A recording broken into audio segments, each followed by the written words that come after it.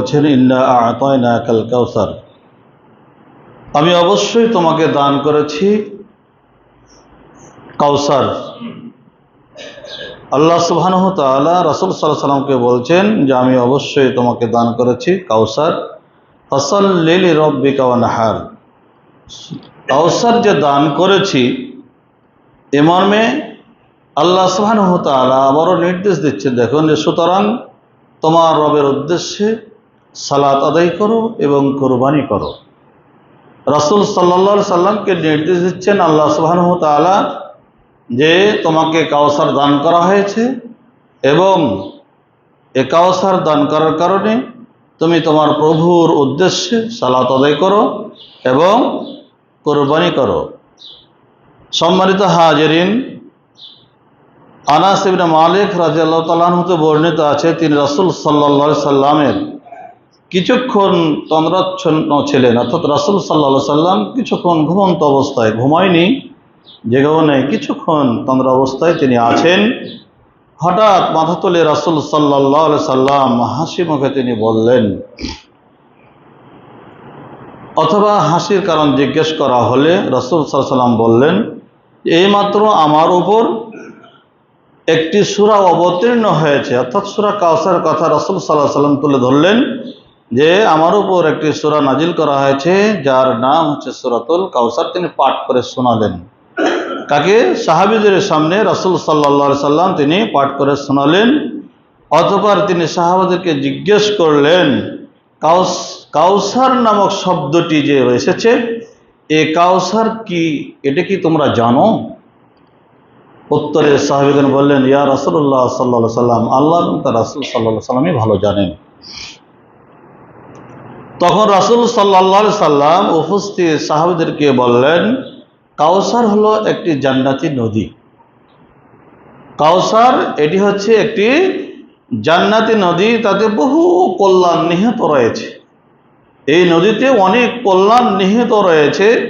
মহামহিমান্বিত আল্লাহ সুবহানাহু ওয়া তাআলা আমাকে এটা দান করেছেন।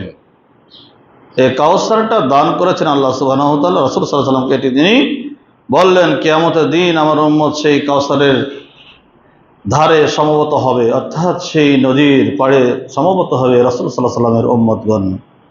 আসমানে যতক্ষণ নক্ষত্র রয়েছে সেই কাউসারের পেয়ালা ততক্ষণ পর্যন্ত কি তা পরিমাণ মতো আল্লাহ কোনো বান্দাকে কাউসার থেকে সরিয়ে দেওয়া হবে, অর্থাৎ কাউসারের পানি পান করা থেকে কিছু কিছু বান্দাকে সরিয়ে দেওয়া হবে।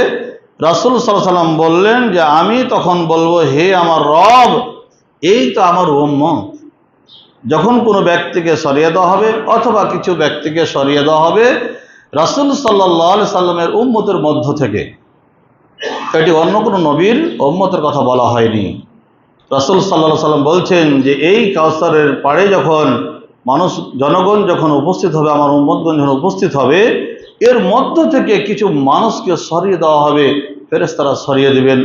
কোনো হাদিসে এসেছে যে সেখানে পর্দা পড়ে যাবে। আল্লাহ রাসূল সাল্লাল্লাহু আলাইহি সাল্লাম যখন হাউজে কাউসারের পানি তার উম্মতকে ধারাবাহিকভাবে পান করাবে, তখন কিছু মানুষ আসার সাথে সাথে সেখানে পর্দা পড়ে যাবে আল্লাহর পক্ষ থেকে।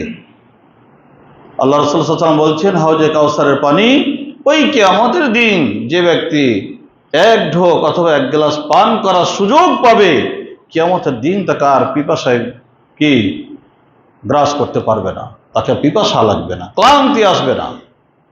তা আল্লাহ সুবহানাহু ওয়া তাআলা, রাসূল সাল্লাল্লাহু আলাইহি ওয়াসাল্লাম তিনি বলছেন যে যখন তাদেরকে হাঁকিয়ে দেওয়া হবে সেখান থেকে, যখন তাকে সরিয়ে নেওয়া হবে অথবা পর্দা পড়ে যাবে, তখন আমি বলবো, হে আমার রব, এটা তো আমার উম্মত, তাকে কেন সরিয়ে দেওয়া হচ্ছে? কেন এ দাবি করলেন রাসূল সাল্লাল্লাহু আলাইহি ওয়াসাল্লাম? এই দাবি করার কারণ হচ্ছে যে রাসূল সাল্লাল্লাহু আলাইহি সাল্লামকে খাস করে এটি দান করা হয়েছে। রাসূল সাল্লাল্লাহু আলাইহি সাল্লামকে দান করা হয়েছে, দেওয়া হয়েছে। রাসূল সাল্লাল্লাহু আলাইহি সাল্লামের অধিকার সত্ত্বে তিনি বলবেন, যেহেতু আমাকে দান করা হয়েছে সেহেতু আমার উম্মত পান করবে। রাসূল সাল্লাল্লাহু আলাইহি সাল্লামের ভাষাটা এটা। এজন্য রবের কাছে প্রার্থনা করবেন, জানাবেন, দরখাস্ত ফাইল করবেন, হে আল্লাহ, তুমি তাকে যে সরিয়ে দিচ্ছ, এ তো আমার উম্মত, তাকে কেন সরাচ্ছ? আল্লাহকে উত্তর দেবেন, দেখেন তিনি তখন তিনি আমাকে বলবেন, অর্থাৎ আল্লাহ তাআলা বলবেন, তুমি জানো না তোমার ওফাতের পরে, তোমার মৃত্যুর পরে এরা দিনের মধ্যে নতুন কিছু সৃষ্টি করেছে, দিনকে নতুনভাবে সংযোজন করেছে। তুমি যা দিয়ে এসেছিলে, আমি যা দিয়ে পাঠিয়েছিলাম, এটি তাদের মনস্থ হয়নি, তাদের মন মতো হয়নি, এর মধ্য থেকে অতিরিক্ত কিছু করেছে। হাদিসটি মনে পড়ে গেল যে আল্লাহ রাসূল সাল্লাল্লাহু আলাইহি সাল্লাম আয়েশার সাথে ঘরে আছেন। আয়েশাকে তিনজন ব্যক্তি এসে জিজ্ঞেস করলেন, হে আয়েশা, রাসূল সাল্লাল্লাহু আলাইহি সাল্লামের ইবাদত কেমন ছিল আমাদেরকে বলেন। আয়েশা রাদিয়াল্লাহু তাআলা আনহা তিনি উত্তরে বললেন যে আল্লাহ রাসূল সাল্লাল্লাহু আলাইহি সাল্লাম রাতের কিছু অংশ ঘুমাতেন, কিছু অংশ ইবাদত করতেন। রাসূল সাল্লাল্লাহু আলাইহি সাল্লাম সিয়াম পালন করতেন, আবার সিয়াম ছেড়ে দিতেন। একজন ব্যক্তি বলছেন যে আমার জীবনে আমি কোনোদিন বিবাহ করব না। কেন? যে তিনি তো নবী, তিনি হচ্ছেন নবী। নবীর যদি কি রাত্রে কিছু অংশ ইবাদত করে আর কিছু অংশ ঘুমায়, তাহলে তো আমরা গুনাহগার। নবীর আগের এবং পরের সমস্ত গুনাহ মাফ করে দেওয়া হয়েছে, আমাদেরকে মাফ করা হয়নি, অতএব আমি কোনোদিন বিবাহ করব না, আমি ইবাদতে মশগুল থাকব। আরেকজন ব্যক্তি বলছে, আমি সারা রাত ধরে জেগে ইবাদত করব, কোনোদিন আমি ঘুমাবো না। এইভাবে নিজের নিজের বিষয়গুলো উক্তি যখন পেশ করতে থাকলো, তখন হযরত রাসূলুল্লাহ সাল্লাল্লাহু আলাইহি সাল্লাম ঘর থেকে বের হয়ে এসে বলে, দেখো আমি বিবাহ করেছি, আমি সংসার করেছি। অর্থাৎ রাসূল সাল্লাল্লাহু আলাইহি সাল্লাম বোঝাতে চেয়েছেন, তুমি যে বিবাহ করবে না, আমি নবী, আমি বিবাহ করেছি। আমি রাত্রে কিছু অংশ ঘুমাই, কিছু অংশ ইবাদত করি। আল্লাহ রাসূল বোঝাতে চেয়েছেন হাদিসটি দ্বারা তাদেরকে যে আমার চাইতে পরহেজগার তোমরা না, আমার চাইতে আল্লাহকে বেশি ভয় তোমরা করো না। আমি সবচাইতে আল্লাহকে বেশি ভয় করি। পৃথিবীর মধ্যে যে ব্যক্তিটা সবচাইতে আল্লাহকে মানে, সবচাইতে আল্লাহ নির্দেশ পালন করে, সবচাইতে যে ব্যক্তি আল্লাহ সুবহানাহু ওয়া তাআলাকে স্মরণ করে, সবচাইতে বেশি আল্লাহ সুবহানাহু ওয়া তাআলাকে যে ব্যক্তি ভয় করে, সেটাই হচ্ছে নবী মুহাম্মদ সাল্লাল্লাহু আলাইহি সাল্লাম। এর চাইতে পৃথিবীতে আর কোনো মানুষ, আর কোনো নবীর মধ্যে না, মানুষ তো দূরের কথা, নবীর মধ্যে না, এতটা ভয় আল্লাহ সুবহানাহু ওয়া তাআলাকে করতেন রাসূল সাল্লাল্লাহু আলাইহি সাল্লাম। তাহলে নবীর যদি আগের পরের গুনাহ মাফ করে থাকেন, যদি রাসূল বুঝাচ্ছেন যে তার আগের এবং পরের গুনাহ মাফ, তাহলে তার ইবাদতের কোনো প্রয়োজন ছিল না, তার বিবাহ করার কোনো প্রয়োজন ছিল না, যা খুশি তাই করতেন রাসূল সাল্লাল্লাহু আলাইহি সাল্লাম। কিন্তু যার আগের এবং পরের গুনাহকে মাফ করে দেওয়া হয়েছে, সে এমন একটি ব্যক্তি যা রাত্রে অনেক অংশ ইবাদত করে, আবার কিছু অংশ ঘুমায়, সংসার করেছেন, তিনি সিয়াম পালন করেন, আবার বছরে কতগুলো দিন সিয়াম ছেড়ে দেন। ওই ব্যক্তির উক্তি ছিল, বছরে কোনো দিন আমি সিয়াম ছেড়ে দেব না। সম্মানিত হাজিরিন, আল্লাহ সুবহানাহু ওয়া তাআলা এই কথাটা বোঝাতে চেয়েছেন যে হে নবী, যখন আপনি মৃত্যু বরণ করেছেন, আপনি পৃথিবী থেকে যখন চলে এসেছেন, তখন আপনার ওফাতের পরে এই সমস্ত ব্যক্তিগুলো আপনার দিনের মধ্যে নিত্য নতুন জিনিসগুলো ঢুকিয়ে দিয়েছে। রাসূল সাল্লাল্লাহু আলাইহি সাল্লামের হাদিস, সাহাবায়ের হাদিসকে অপেক্ষা করে তারা অতি রঞ্জিত কিছু করেছে, যার নাম হচ্ছে বেদাত। যার নাম হচ্ছে বেদাত। দিনের মধ্যে বেদাত ওই জিনিসকে বলা হয় শরীয়তের মধ্যে সওয়াবের উদ্দেশ্যে রাসূল সাল্লাল্লাহু আলাইহি সাল্লাম যা করে গেছেন, যা বলে গেছেন, যা দিয়ে গেছেন, এর বাইরে নতুন কিছু তৈরি করা, নতুন ইবাদত তৈরি করা সওয়াবের উদ্দেশ্যে, কথাটি হচ্ছে নেকির উদ্দেশ্যে নতুন কিছু সংযোজন করার নাম হচ্ছে বেদাত। এই ব্যক্তিগুলো কাল কিয়ামতের কোটে যখন রাসূল সাল্লাল্লাহু আলাইহি সাল্লাম উম্মতদেরকে লান ধরে যখন এই হাউজে কাউসারের পানিকে পান করাবে, তখন এই ব্যক্তিগুলোর সামনে পর্দা পড়ে যাবে, অথবা আল্লাহ সুবহানাহু ওয়া তাআলা ফেরেশতাদের মাধ্যম দিয়ে তাদেরকে সেখান থেকে সরিয়ে দেবেন। আল্লাহ রাসূল সাল্লাল্লাহু আলাইহি সাল্লাম বলবেন, হে আল্লাহ, এগুলো তো আমার উম্মত। রাসূল সাল্লাল্লাহু আলাইহি সাল্লাম চিনতে পারবেন এরা তার উম্মত, দরখাস্ত করবেন, এরা আমার উম্মত, কেন তাকে সরিয়ে দেওয়া হচ্ছে, তারা কেন এই অধিকার থেকে বঞ্চিত হচ্ছে? আল্লাহ বলবেন যে তোমার ওফাতের পরে সেই দিন দিনের মধ্যে সংযোজন করেছে, নতুন নতুন জিনিস ঢুকাইছে, আজকে তো আমরা বেদাত বুঝি না। কোনটা বেদাত আর কোনটা সুন্নাহ এটা তো বুঝি না। আল্লাহ রাসূল সাল্লাল্লাহু আলাইহি ওয়াসাল্লাম বলছেন, যে ব্যক্তি আমার ওফাতের পরে মৃত সুন্নাতকে মানে জীবিত করবে, অর্থাৎ যে সুন্নাতটা আমল নেই, মসজিদ হোক নিজের মধ্যে হোক, যে সুন্নাতটা আমল নেই, সেই সুন্নাতটা যে ব্যক্তি চালু করতে পারবে, কে বলছেন 50 শহীদের সমপরিমাণ সওয়াব পাবে। কে বলছেন 100 শহীদের সওয়াব পাবে। সুবহানাল্লাহ। শরিয়তের মধ্যে দুটি জিনিস, তাওহীদের বিপরীত হচ্ছে শিরক, সুন্নাতের বিপরীত হচ্ছে বেদাত। পৃথিবীতে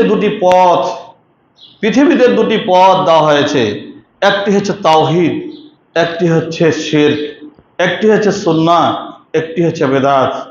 যে ব্যক্তি সুন্নাত ধরে আঁকড়ে থাকবে তার ভিতরে বেদাত তাকে গ্রাস করতে পারবে না। যে ব্যক্তি তাওহীদকে আঁকড়ে ধরে থাকবে তার ভিতরে শিরক কোনো সময় ঢুকতে পারবে না।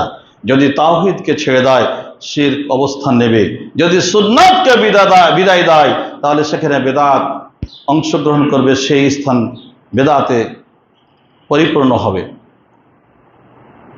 একটা উদাহরণ, এক গিলাস পানি নিয়ে, এই পানিতে যদি গ্লাসটি ভরপুর থাকে, এই গ্লাসের মধ্যে যে পানি ভরপুর থাকে, এর মধ্যে যদি একটু অন্য কিছু, ছোট্ট একটা পাথর অথবা অন্য কোনো বস্তু যদি আপনি গ্লাসের মধ্যে দেন, যে পরিমাণ জায়গা গজবে ঠিক সেই পরিমাণ পানি গ্লাস থেকে পড়ে যাবে। কারণ গিলাসের ধারণ ক্ষমতা রয়েছে, এই পরিমাণ তার ভিতরে পানি ধরবে। আপনি পানির ভিতরে একটি ছোট্ট পাথর অথবা ভারী কোনো জিনিস যখন দিবেন, তখন ওই বস্তুটি গ্লাসের তলে গিয়ে ওই জায়গাটা গোছে নেবে। এই জায়গাটা যখন গোছে নেবে, ওই সমপরিমাণ পানি গ্লাস থেকে পড়ে যাবে। শরীয়ত হচ্ছে এমন একটি জিনিস, দ্বীন হচ্ছে এমন একটি জিনিস, দ্বীনের মধ্যে যদি তাওহীদকে উৎখাত করে দেওয়া হয়, টেনে নেওয়া হয়, শিরক যদি ঢুকিয়ে দেওয়া হয়, সেখানে তাওহীদ থাকে না। তাওহীদ যদি প্রতিষ্ঠিত হয়, সেখানে শিরকের আস্তান আর থাকে না। সুন্নাত যদি আপনি আপনার জীবনে আমলে ব্যস্ত থাকেন, আমল করেন, আপনার ওখানে বেদাত কোনো সময়ের জন্য অংশগ্রহণ করতে পারবে না, সেই জায়গা গছতে পারবে না। যদি আপনি সুন্নাত ছেড়ে দেন, বেদাতকে আলিঙ্গন করেন, তাহলে সেখান থেকে সুন্নাত উঠে যাবে। 3 নম্বর কোনো পথ নেই, যে পথটি 3 নম্বর জায়গা দুটিকে সরিয়ে দিয়ে ওইটা গছবে, ওই জায়গাটা দখল করবে। 3 নম্বর কোনো পথ নেই। দুনিয়াতে দুটি পথ, একটি হচ্ছে তাওহীদের বিপরীত শিরক, শিরকটা হচ্ছে তাগুত, শিরকটা হচ্ছে কে আল্লাহ সুবহানাহু ওয়া তাআলার সাথে জুলুম করা। বেদাত হচ্ছে রাসূল সাল্লাল্লাহু আলাইহি ওয়াসাল্লামের প্রতি জুলুম করা। শুনে রাখুন, এই দুটি পাপ মানুষকে কোনোদিন জান্নাতে যেতে দিবে না।